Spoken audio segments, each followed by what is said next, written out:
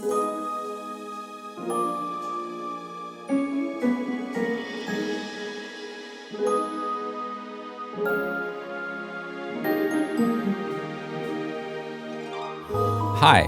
my name is Scott, and I have read all of the Harry Potter books multiple times. I've seen all of the movies, and like most of my peers, I continue to be a Harry Potter enthusiast to this day. And I'm Becki, and I have never read a Harry Potter book or seen any of the films, which makes me the ultimate Muggle.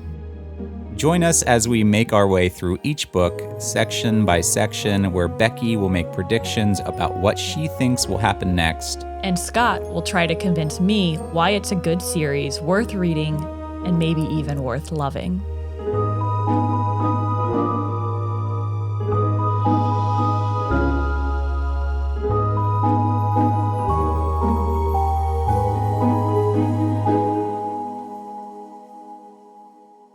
Hi everyone, welcome to A Muggle's Guide to Hogwarts, where we are exploring the Harry Potter series with the ultimate Muggle, someone who has never read the books or seen the movies and really has no intention to do so whatsoever until I made them do it now. Indeed. That's me. That's Becki. Before we jump in, I just want to say that we have a couple of social media handles to promote. So we have a Twitter account and we have an Instagram account. If you guys want to know what's going on behind the scenes, if you want to stay up to date on everything that we're doing, you can go ahead and follow those. Our Instagram account, I think, is called Muggle's Guide Podcast. Yep. And Becki posts random pictures on that about kind of what's happening behind the scenes all the time. And our Twitter account is called Muggle's Guide. And that is where I post random thoughts that Becki has about Hogwarts. And they're completely made up and nonsensical and a lot of fun. So if you are interested, you can go check those out. Yeah. It's basically just Scott will text me in the middle of the day and say, "What's a Hogwarts fact?" And I will text back something completely random that I just made up. Yep. And then he posts it. Lots of fun. Okay, this episode we are going to talk about the second section of the book, which are chapters 4, 5, and 6. Last episode, Becki made a prediction for chapters 4, 5, and 6. And now we're just going to discuss the chapters and talk about if our predictions were right, if they were wrong. And then at the end of this episode, Becki will make her prediction for what's going to happen in the next 3 chapters, chapters 7, 8, and 9.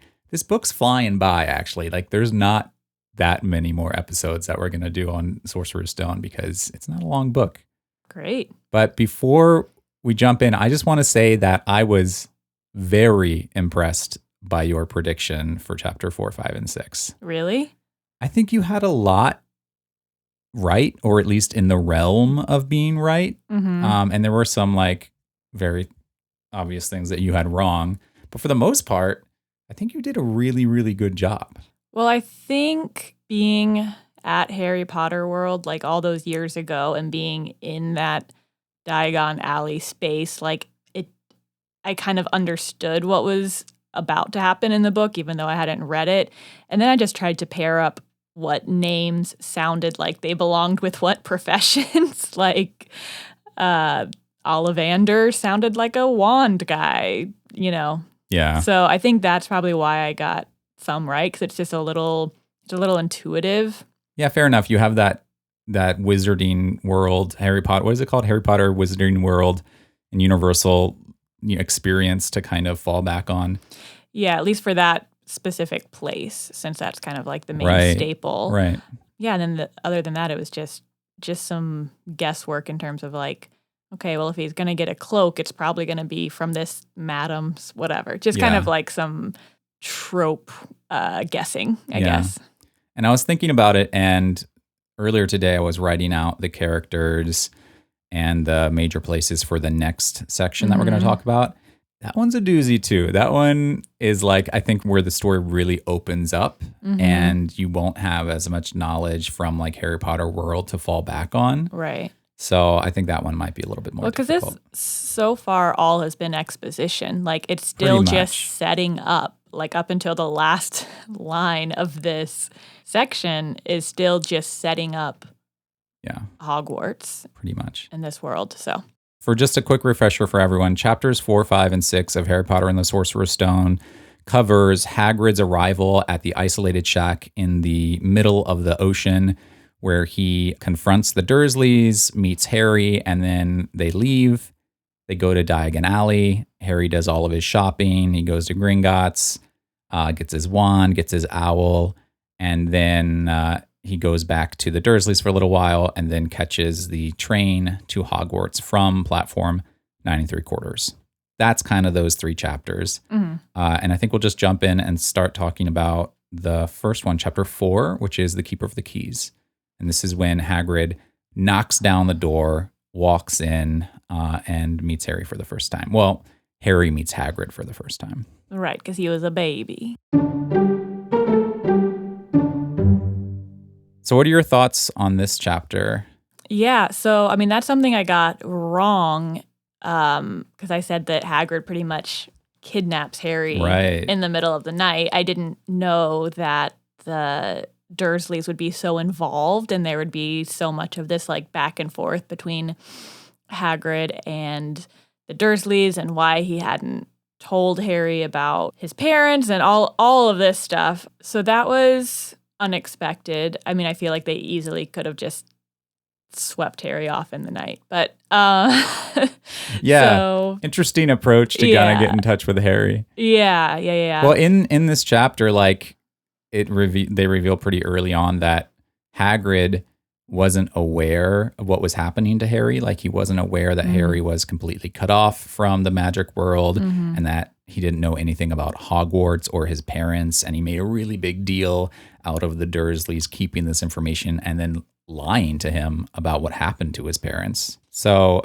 I think it might be understandable that he would get there that way, trying to reach Harry to help him, but they wouldn't like abscond with Harry in the middle of the night because maybe if they knew how Harry was treated, they might, but they just didn't know, which is weird that they don't know, I guess, because they're wizards.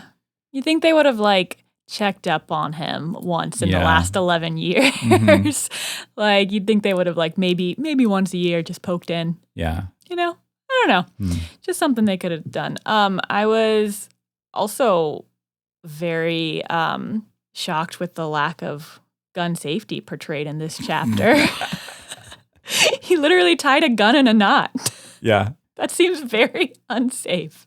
I don't know what happens when you tie a gun in a knot, but yeah, perhaps it's unsafe. I don't know. He tied it in a knot and then like threw it away, right? Like it was nothing. Which, once again, you never throw a gun. I'm a little concerned It is about the Hagrid. message. Hagrid's very strong. Maybe he doesn't know what a gun is. And he just threw it away because he had no idea what it actually was. Yeah, maybe. What are your thoughts on Hagrid as a character? This is like, he was in the first chapter, the very first chapter for a brief minute. And now this is kind of like the reintroduction and we learn a lot more about him. What are your kind of impressions? I mean, I think he's super likable and has this like teddy bear quality to him. But I think that there's something slightly more like sinister and mysterious underneath the surface. There was I made some note that comes up later. There's just like a few little lines dropped or a few little like things that make me question if there's more going on with him, like when he had to go get the mysterious package from Gringotts. And then later in chapter 6, they bring up Gringotts again, and it seems like there's like some kind of conspiracy possibly happening. And I don't know. I think Hagrid is a likable character right now, but just with a few little subtle hints they've dropped, I think that there might be something brewing under the surface. Well, they mentioned a lot that he was expelled from Hogwarts. Yeah, and he's not supposed to do magic. But he is doing magic. And then even later in chapter 5, they're talking to Mr. Ollivander, and Mr. Ollivander asks him, like, did they snap your wand into, and I hope you're not using the pieces or something like that. Yeah, stuff like that just makes me think there's a little something more. Oh, and he mentioned, he's like, oh, I hope I get a dragon one day. That was just really random, but like I just feel like that might come into play at some point because there are dragons guarding Gringotts and something with Gringotts and Hagrid. I don't know. You think Gringotts is more important Then what? than what just happened in this chapter? Yeah, Okay. I think so. I'm getting that sense. Okay. So in this chapter, we get all of the exposition about like Harry's parents were witches and wizards, and Voldemort killed his parents. Wait, I have a question. Is witch and wizard, is that just gendered? Like, are there any female wizards or male witches? It's just gendered. It's just gendered. Yeah. I don't know how I feel about that, but okay. Yeah, that's just the term for a female wizard is witch. And then you don't call male wizards, witches. Okay. Yeah, so in this chapter, we get a lot of exposition about Harry's kind of background. We learn about his parents were witches and wizards. They were killed by Voldemort, and not only were they killed, but their like house was destroyed. And then Harry is the only person ever to survive when Voldemort tried to kill them. So we learn this is why Harry is very famous, and that's why he has this lightning scar. So we kind of learn all of that background about him. Yeah. So whenever they were talking about, such and such wizard killed such and such, and this person killed this person, like, is there no like judicial system in the magic community? Like, if you just kill someone and you're just like, okay, well, they're dead now and moving on, like, are there crimes? Yeah, totally. And we learn a little bit about, we don't really learn about, but Hagrid mentions that there is a Ministry of Magic. And that is kind of like the government for the wizarding world, is this Ministry of Magic. And they do have a judicial system, and there are prisons, and there's kind of like a due process, I guess. Some of the other books explore that a little bit more, because I think J.K. Rowling had no idea how any of that would go until it became appropriate to explore that later on. But for the time being, I think what you're supposed to know is that Voldemort is this incredibly evil, dark, powerful wizard. And when he was dead set on killing you, you died. There was no other option. And then Harry is the one person that ever survived. And then not only did he survive, but after Voldemort tried to kill him, Voldemort seemingly disappeared. Right. Which is the big mystery. Right.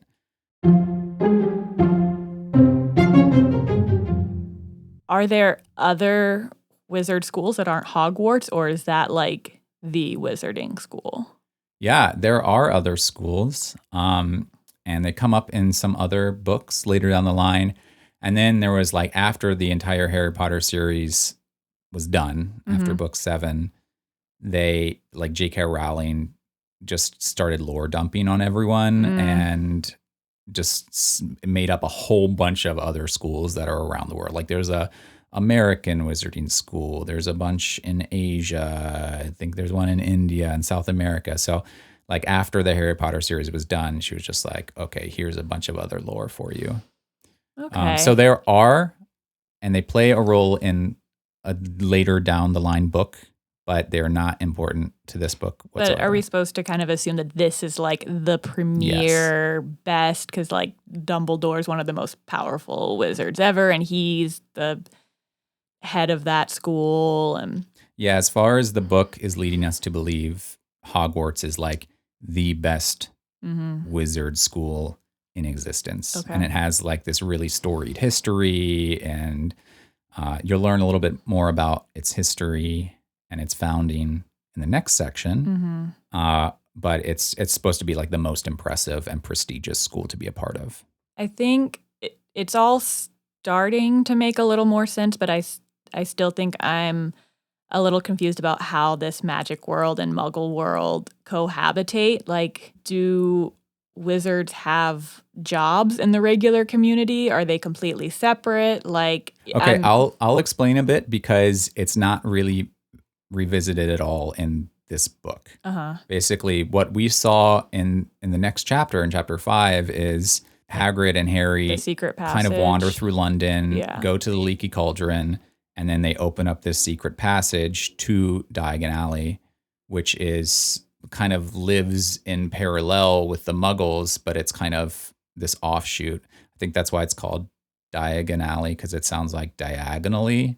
And I think that was the idea, is like it's diagonal to what the Muggles are experiencing. Like it's like this a different it's this space and different time. space. It's this different perspective. And I don't think Muggles would stumble upon it. Or a lot of times they refer to Muggles as like just not seeing what's going on because they're not paying attention and they never actually see the full picture. And so maybe they're just outright missing it. Right. So it's kind of more like an alternate reality than...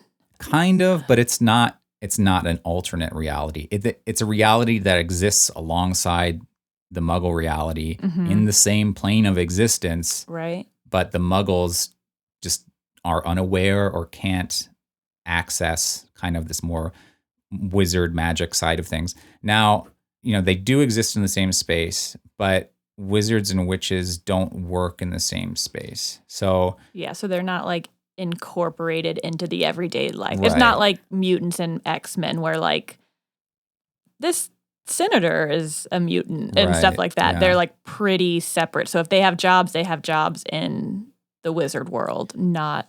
Yeah, no wizard would have a Muggle job and vice versa, right? And it's even kind of pointed out by Hagrid because he's remarking on all the strange things he sees as they're wandering around.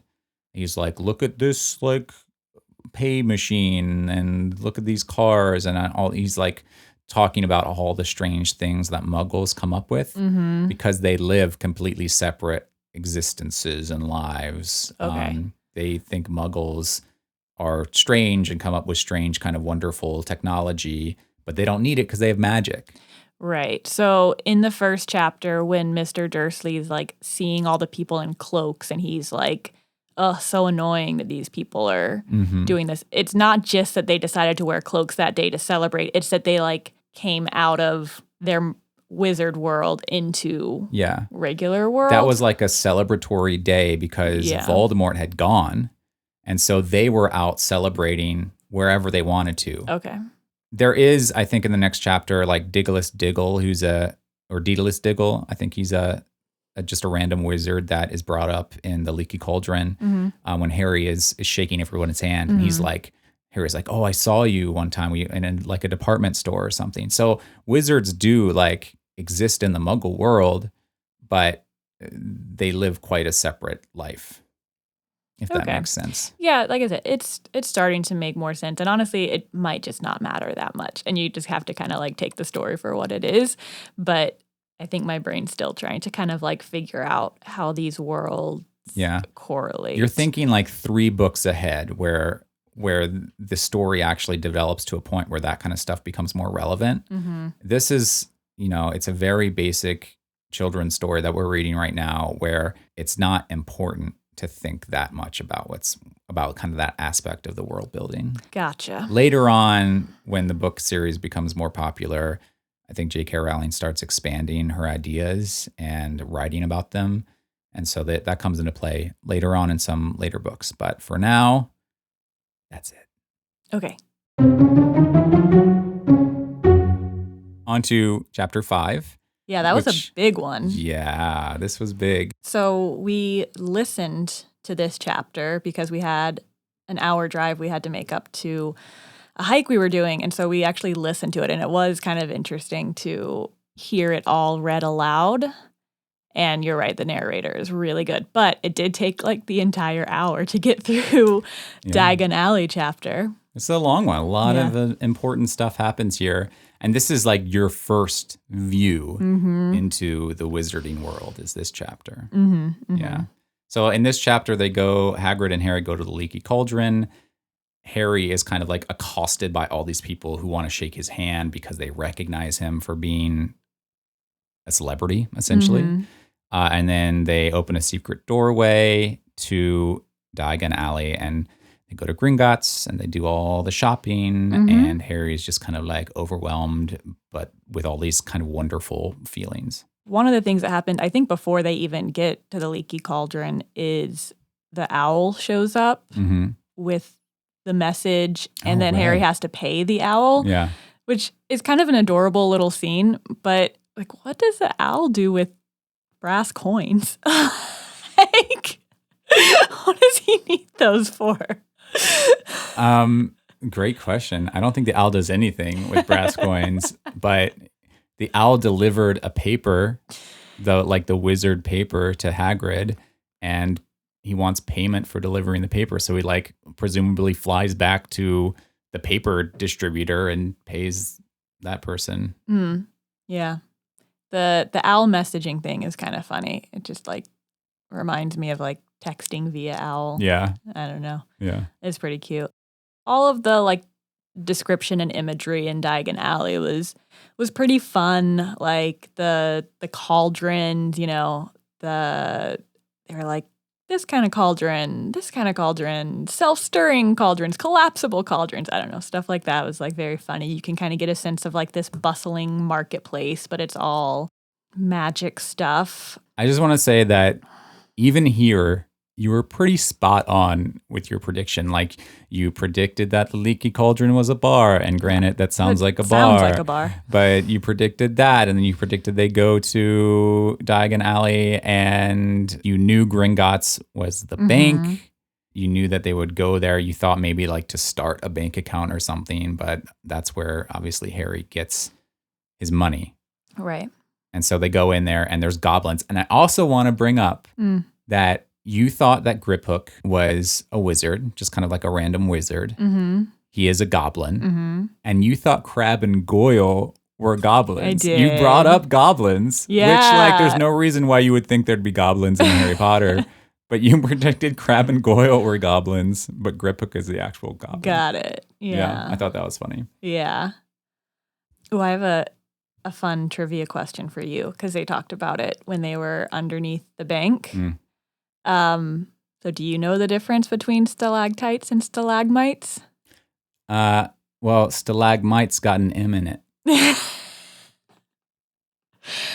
Yes, but do you actually know? I think stalagmites hang down from the ceiling and stalactites come up from the floor. That is incorrect. Is that opposite? It is the opposite. Bummer. Do you want to know a fun little way to remember it? Sure. Okay. So what I learned was, when I was being homeschooled, was that stalactites cling tight to the ceiling, and stalagmites might reach the top. Okay. Yeah. Interesting. Thank you for correcting me on that. No problem. Anytime. It's not really a Harry Potter trivia question. No, but they never actually addressed it in Harry Potter, which I feel like is a missed opportunity to teach kids something. If this was a Harry Potter trivia question, I would have gotten it right. Because you would have said stalagmites have an M in it? Yeah. Oh, gosh. Yeah.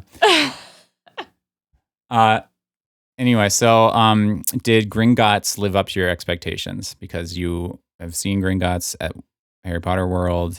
You were so curious about why there was a bank. Yeah. Does it all make sense now?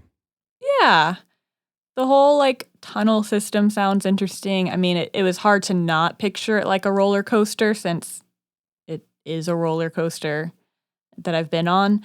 Yeah, it was fine. It wasn't particularly clever. I mean, that weird thing about the goblin stroking the door with his finger, that was Weirdly sexual? Yeah, a little bit. Yeah, only because you're 34 years old.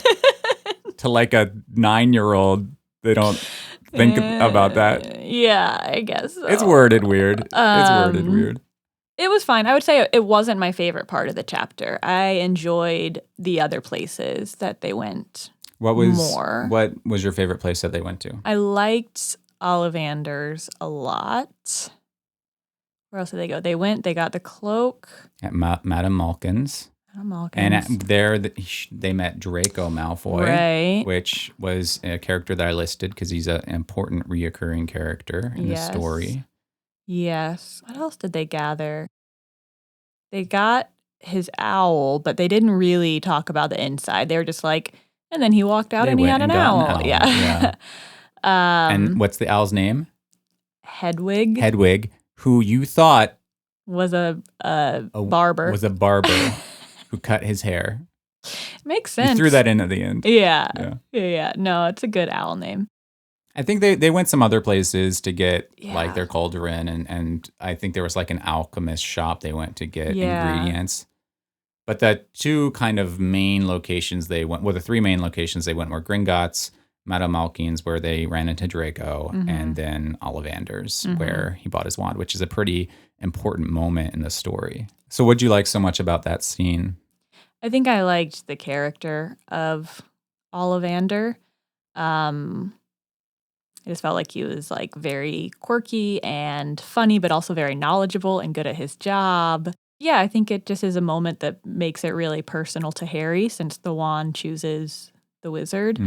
Oh, I wrote down one of the other places they went. Okay. Was a bookstore called Flourish and Blot. Oh, yeah. And I was like, that's a cool name for a bookstore. Yeah. Oh, I forgot to list that one. I love that. I just love bookstores. So I liked the name. I thought it was very cute. Somewhere they went, they were selling unicorn horns, and I thought that was problematic. You can talk to Hermione Granger about that later. Oh, yeah. She's annoying. All right, wait, before we move on, is there anything else with Chapter 5 you want to talk about Diagon Alley? Yeah, once again, I thought the wand descriptions were a little phallic, but that's probably because I'm a 34-year-old woman and not an 11-year-old child. It was like 13 inches 13 supple. Inches nimble, supple, like, I don't know, has a nice bend in it. And I don't think any of them said that. But I was just... Good for charm work. Yeah, that's a good one. And then we go to Chapter 6, which is called The Journey from Platform 9 3/4. And this is when he has to find the train, the Hogwarts Express, to get to school. And so this is kind of where he meets a lot of his friends. Yeah. This was a pretty fun chapter as well. I mean, very functional in terms of like just finding the platform and just having to get from one place to another. And he met that family. I felt a little stressed for him, though, when he was all by himself. And when he's in King's Cross and he's like, I don't know where to go. That is stressful. Yeah. I felt a little bit of anxiety, like picturing him with this huge suitcase that's too big for him and his owl in the cage. And I don't know, I get really stressed out when I don't know where I am or where to go. And so I just felt some secondhand stress. A little secondhand anxiety about, oh my gosh, the train's gonna leave and I don't even know where it is. And he's finally like able to get away from his aunt and uncle, but he doesn't know what to do because no one's ever taught him anything. And he doesn't have this like loving, supportive family like the Weasleys. And he's just all on his own. But that's okay. He figured it out. Luckily, out of nowhere comes this whole other family that's just like talking at the top of their lungs about muggles and stuff. And he's like, I know what that is. And he chases them down. Yeah, that was interesting. And then so they kind of go through, it kind of is more like support for it being kind of a realm that's next to regular Earth realm because they have to go through this portal that no one can see, I guess. And then they're on the train station. Yeah. Yeah, and so in this chapter, he meets the Weasleys. He meets Mrs. Weasley, Fred and George briefly, and then there's a lot of time spent with Ron Weasley on the train. Right, because that's going to be his peer in his class. Right, so that's kind of like their bonding experience. And then they introduce a younger Weasley girl, too, which I feel like they're also setting up for her to come in later and be, like a freshman or whatever. Ginny Weasley. Who becomes a very important character in the later books. So on the train is kind of fun. He goes and buys all those snacks. Got to see the chocolate frog thing that my neighbors told me about. That was really anticlimactic. That's why I thought it was weird. That was the one thing they were excited to tell you about. Was like, I thought frogs they told are me chocolate. That it turned into a frog or turned into chocolate. I'm not sure.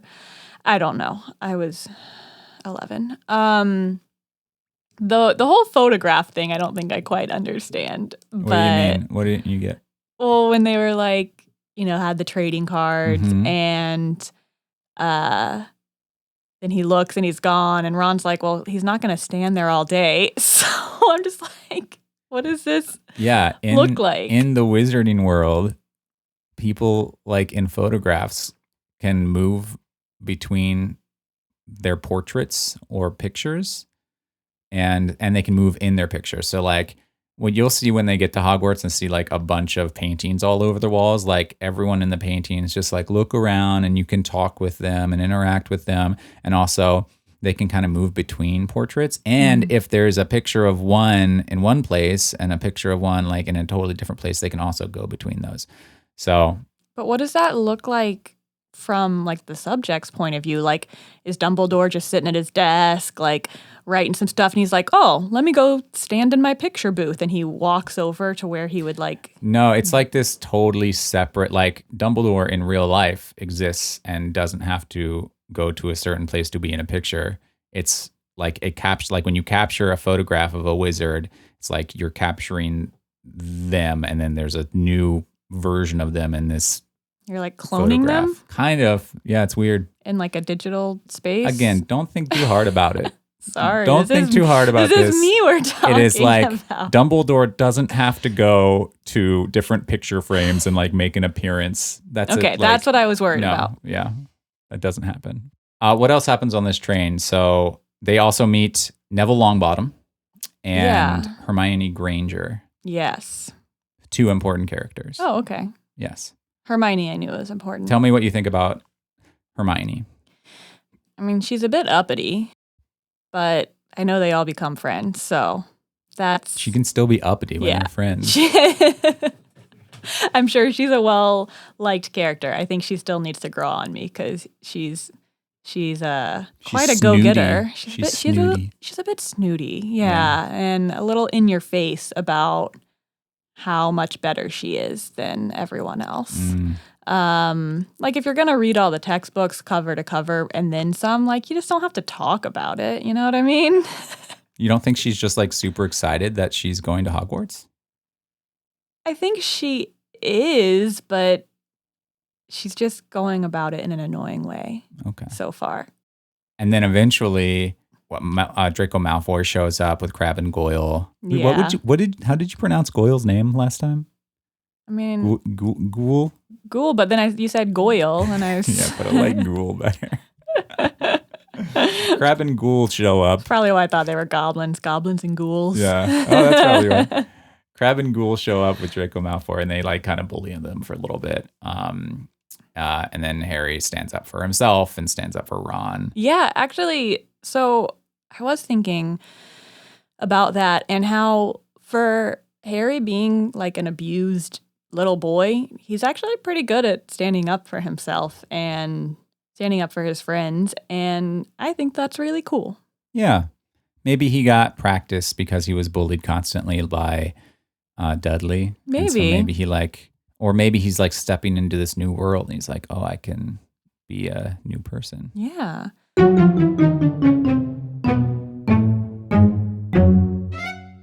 Okay, so I do have one other thing. Okay. Do you remember that super secret errand I went on earlier today? Yes. Okay, so hold on. Becki went on a super secret errand earlier and she wouldn't tell me what it was. But it wasn't a secret, but it was a surprise. You just said it was super secret. Okay, it's a surprise errand. So Where did you get those? Went to the store and I got the Harry Potter jelly beans. What are they called? Bertie Bott's Every Flavor beans. Bertie Bott's Every Flavor beans. Yes. Where did you find those? Party City. Okay. So I thought we could try some. Sure. Live and talk about them. So I knew that these jelly beans existed because when I was like 12 or 13 or like sometime when Harry Potter was really popular and I was staying with one of my friends, we went out to the mall or something and she was freaking out about this little box of jelly beans and she bought it and obviously I didn't know what it was, but we had some and they were like disgusting. Like, I think they've definitely changed their flavors because it doesn't look like there are that many disgusting ones here. But back in the day, there was vomit flavor, sardine, earwax, all of that. And we tasted them like when I was like 13. But so whenever we listened to this chapter, I made a note about it and I was looking it up to see if I could get some in time to record so that we could do this on the air. But then it said they just had them in stock at Party City. So I just went. That's wild. That's totally unexpected. Okay, I'll pick randomly from this. Okay, and then I'll tell you. Do you want to guess what flavor it is? Or do you want... I dropped it. Hold on. All right.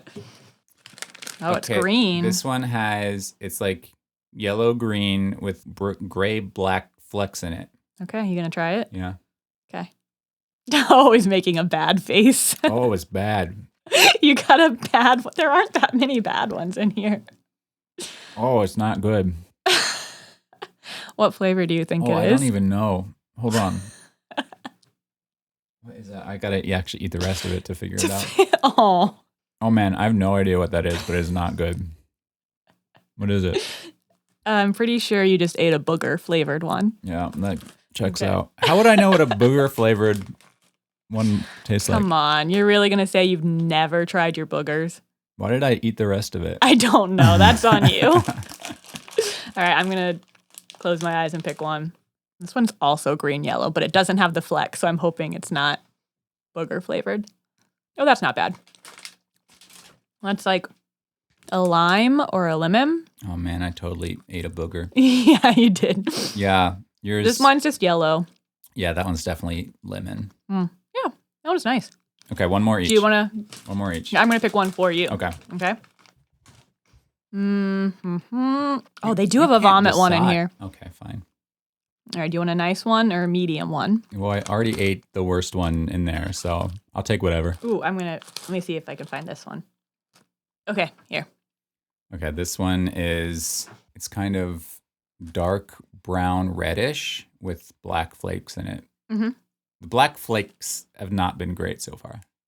He just looks confused. This is a confusing flavor to me. But not as bad as the last one, right? It's not as bad as the last one.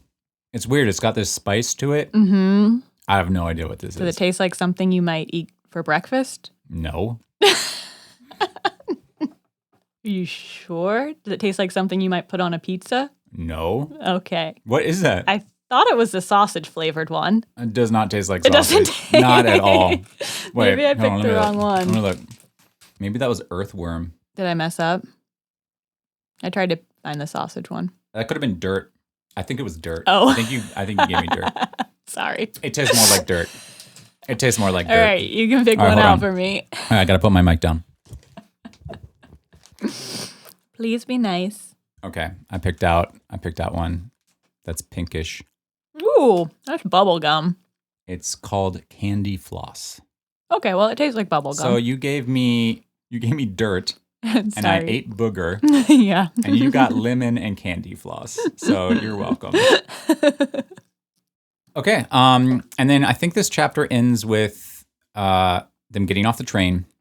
Yes. Meeting Hagrid. Mm-hmm.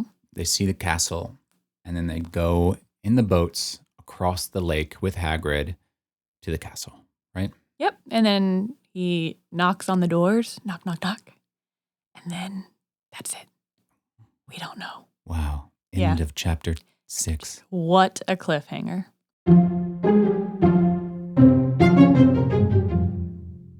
Okay, so now Becki is going to make her prediction for chapters 7, 8, and 9. And you might know the rules by now. I'm going to go over them really quickly. I'm going to give her the names of each chapter that she's predicting. I'm going to give her the major characters in that section. So the major characters in each of those chapters, but not necessarily sorted for each chapter. So just the main characters in the section. And then I'm going to give you the major locations in this section. And like I said at the beginning, this is a lot, all right? It's a lot. Do your best. I'm also going to try and pare these down to really the most essential. And I'll continue to refine it as we go along.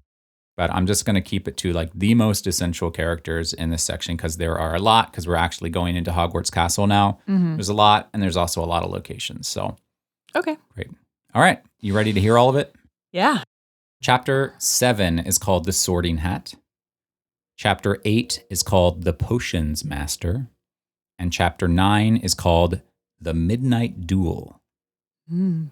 The major characters in this section are Harry Potter, of course, Minerva McGonagall, who's sometimes called Professor McGonagall, the Sorting Hat, Ron Weasley, Albus Dumbledore, sometimes called Professor Dumbledore, Nearly Headless Nick, Severus Snape, sometimes called Professor Snape, Percy Weasley, Argus Filch and Mrs. Norris, Hermione Granger, Professor Quirrell, Hagrid, Draco Malfoy, Madam Hooch, Oliver Wood, Peeves the Poltergeist, Neville Longbottom, and Fluffy.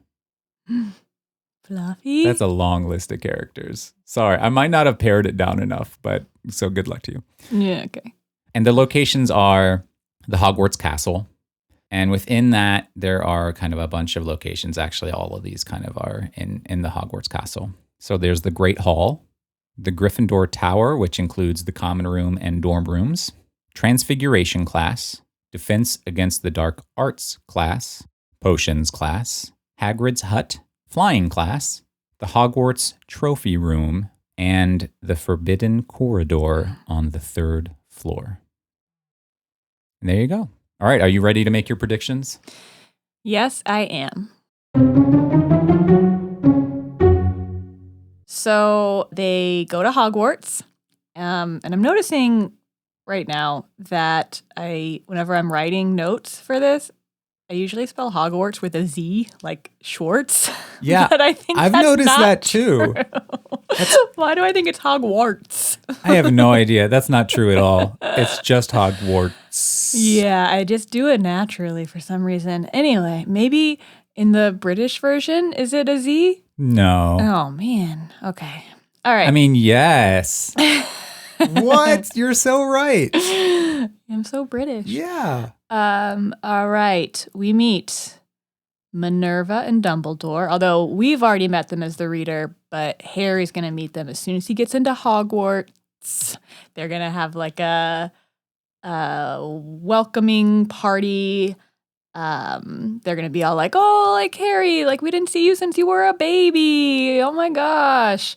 So they're all going to go into the Great Hall, all the new students, with Minerva and Dumbledore, and Hagrid is there. And they're going to have their like opening ceremony, welcome party kind of thing. We have this sorting hat, and I'm not sure how this is used. Maybe they need to draw names or draw something out of the hat. But I remember in the last chapter, Hermione was talking about, I hope I don't get into Slytherin. It would just be the worst. So maybe the sorting hat has to do with these clubs, sororities. Okay. I think they're like clubs or distinctions. Then we go to, is it called the Gryffindor Tower? So maybe that's like I'm kind of thinking them in terms of like sororities or fraternities or something. So we go to the Gryffindor Tower where Harry has been placed, and I think maybe Harry and Ron are roommates just to kind of like nurture that friendship a bit. And then we have this nearly headless Nick, which cracks me up. It reminds me of like there's a whole category of birds called mostly flightless birds. It's like or nearly flightless birds. Nearly flightless birds. Yeah, they're not called mostly flightless. Yeah. It's a whole bit. But nearly flightless birds are birds that can fly, but barely. What's an example of a nearly flightless bird? I don't know. I'm not an ornithologist, but I don't like know maybe any. like a chicken. Like chickens can they fly? I guess for like a second. Like, they can fly more than an ostrich or a penguin. Like, those birds can't fly at all. Right. A chicken can get a little bit of lift. I don't know. Doesn't matter. It does not. But in my head, nearly headless Nick has a head, but like barely. Mm-hmm. So I'm wondering if I have two thoughts. Either he's like an RA, like he's like one of like the older kids who's in this like college dorm. I mean, it's not college, they're 11, but who's in this dorm, Gryffindor Tower. Or he's a ghost. Like maybe he's a ghost. Like I'm getting kind of like Sleepy Hollow vibes from it. I'm a little all over the place with him. I don't know. Okay. So then the classes start. So we have a lot of classes here that they go to on their first week of school. We have Transfiguration class, and I think that is turning into other figures. And Professor Snape teaches that, possibly. He sounds like Professor Snake. Like he sounds evil. And then we have the Defense of the Dark Arts class, which I remember we already met the teacher. It's not Defense of the Dark Arts. It's Defense Against the Dark Arts. Okay. I think that's an important distinction. So Defense Against the Dark Arts. We know Professor Quirrell, who is the stutterer. We know that he is the professor of that class. I wonder how good of a teacher he is with all his stuttering and nervousness, but that's okay. And then we have Potions class, and I put that Madam Hooch teaches the Potions class because Potions just sounds very witchy to me. It sounds like a female-driven class, so I put her with that. And we have Flying class, and I put Oliver Wood as the teacher of Flying class, maybe because they fly on broomsticks and they're kind of made out of wood. I don't know what their broomsticks are made out of. Okay. So in Flying class, everyone gets mixed together again. So we got Draco, we got Percy, we got Neville Longbottom. Is that his name? Mm-hmm. Yep. Yeah. So they're all in Flying class together. Okay. All right. So wrapping it up, then we have a trophy room that they go to, which I'm not sure what it means by trophies. Like I'm thinking like the things I would get in like basketball that were like most improved or whatever. But I don't think that's what they are here. I think maybe it's more like a museum than a trophy room, like probably like a taxidermied unicorn and maybe like those kind of trophies. Does that make sense? Taxidermied unicorn trophies. Well, like if someone was a hunter and they had a trophy room, it would be like deer heads like a big animal trophy room. Yeah. Okay. But because it's a magical world, I was trying to think You think there's magical Yeah, beasts? I'm thinking more like Museum of Natural History, but for Gotcha. magical things. Okay. And I put the poltergeist. What's his name? Peeves the poltergeist. I have no idea what any of those words mean. So I put him in the trophy room. I don't know. Maybe he runs it. What do you think? Like, what kind of role does the trophy room play? Why is the trophy room in the story? Well, I think it's like a museum. I think it's like a place where relics you think and it's stuff just are. like it's just a place where those relics are, and then the students like Harry and other students visit I that. think it would be like equivalent to like a library display, but just, elevated. Like a cool library at a college campus, but this is a museum. Okay. It doesn't make sense to me either. It's fine. And at some point, they go to Hagrid's hut, maybe just to pop in and say hi.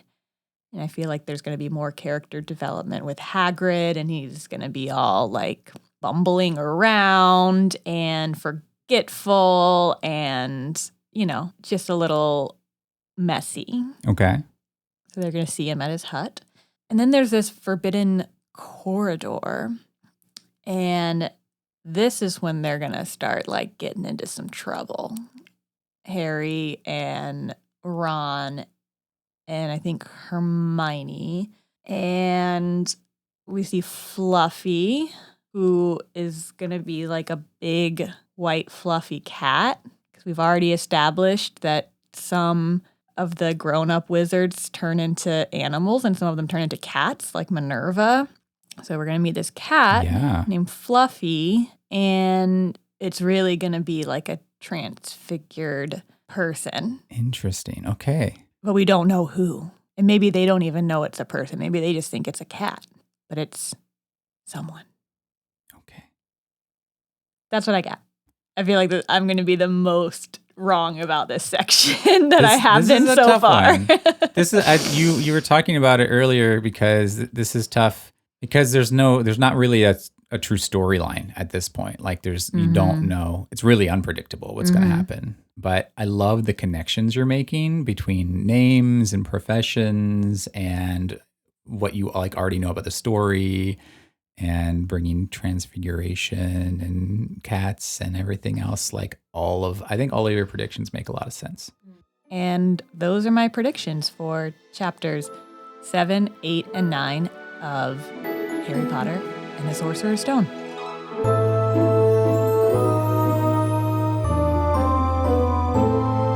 Thanks everyone for listening. We're going to go and read the story now, and then we'll come back next episode and talk about them. And then Becki will make her predictions for the next 3 chapters. Check us out on Twitter at Muggles Guide. Check us out on Instagram at Muggles Guide Podcast.